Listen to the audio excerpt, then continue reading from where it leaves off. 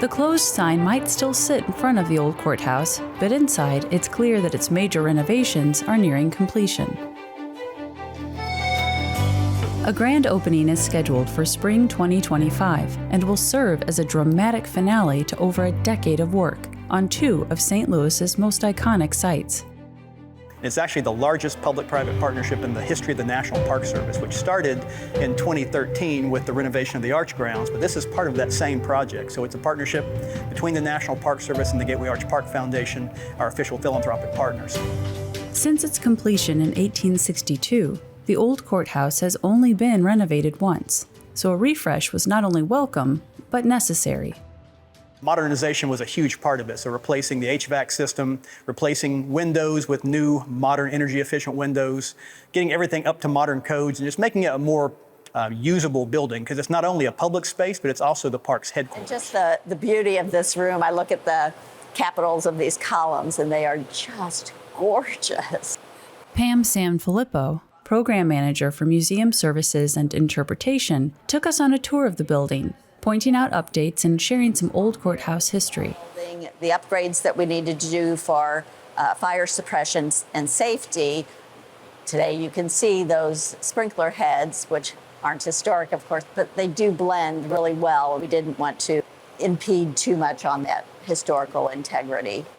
One of the most significant updates was the replacement of the original sash windows throughout the building. What a view, right? Yes, and one of the great features is that we have these new windows and we don't have to worry for the exhibits that will be in here. Typically, you have to make sure that there's not a lot of sunlight, but these all have modern UV protection so that those exhibits will be preserved. We can keep the windows open. Visitors will be able to get a sense of place where they're at in the city of St. Louis. This particular room will house an exhibit on the art, architecture, and craftsmanship of the building. An interactive model will show the stages of construction, including the then unique dome designed by William Rumbold, who received a patent for it.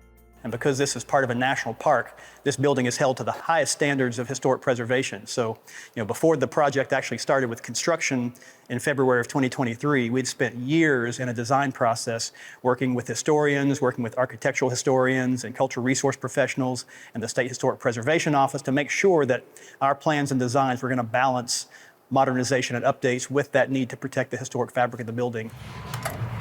The renovation will also open doors for everyone to be able to engage in the full experience this historical site has to offer.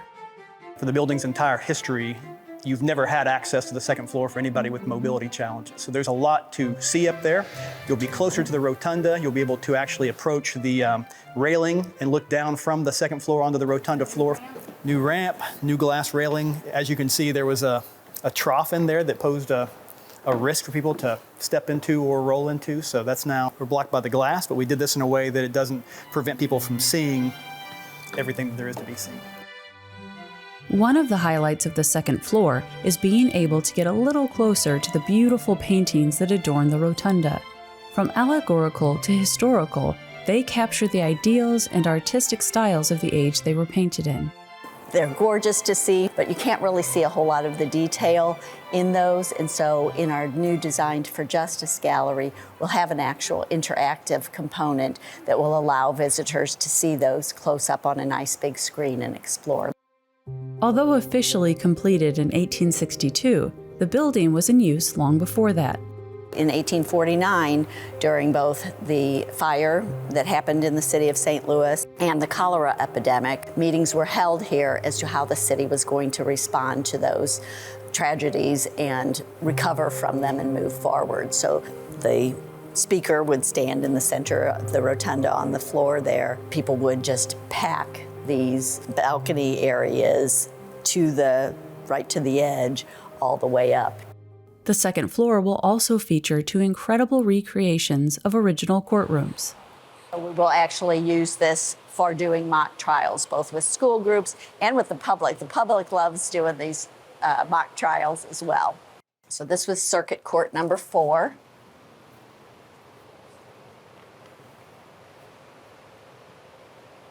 Beautiful, ornate, really gives you a sense of the seriousness. This is also the courtroom that Louis Brandeis was first admitted to the Missouri bar, who went on to be a U.S. Supreme Court justice. We're always learning new things about history, and this building is no different. And in the past several decades, we've learned much more about how this building was used. In addition to holding court hearings and public gatherings, the building was also home to the city's fire bell system and served as a sort of dispatch station in the mid to late 1800s. Although all of the equipment was removed many years ago, this fact further demonstrates just how central the courthouse was to everyday life in St. Louis. Of course, the most moving aspect of the building are the stories of the hundreds of enslaved people, including Dred and Harriet Scott, who dared to climb the courthouse steps, pass under that imposing rotunda, and sue for their freedom. So the old courthouse itself, it represented that you could go someplace and receive justice, but there's also that counter aspect of it, that those who sought justice here, many of them did not receive that justice. Over 300 freedom suits were filed here at the old courthouse. Only about half of those individuals were actually freed through the court system. The Old Courthouse is a nationally significant civil rights site, and the reason the National Park Service manages places like this is that they are important to all Americans. We're going to have their Pathways to Freedom Gallery, which is going to be about African-American life in St. Louis, and then we're also going to have a lot more information about Dred and Harriet Scott, not just in their role as part of a court case, but in their role as people. You know, what was it like to spend 11 years fighting for your freedom through the judicial system, and how did that affect them as individuals and as family members? The courts moved out in 1930. The building went through various phases of occupation, and one of them was a community art council that was using the space for art classes and studios and things like that before it was donated to the National Park Service.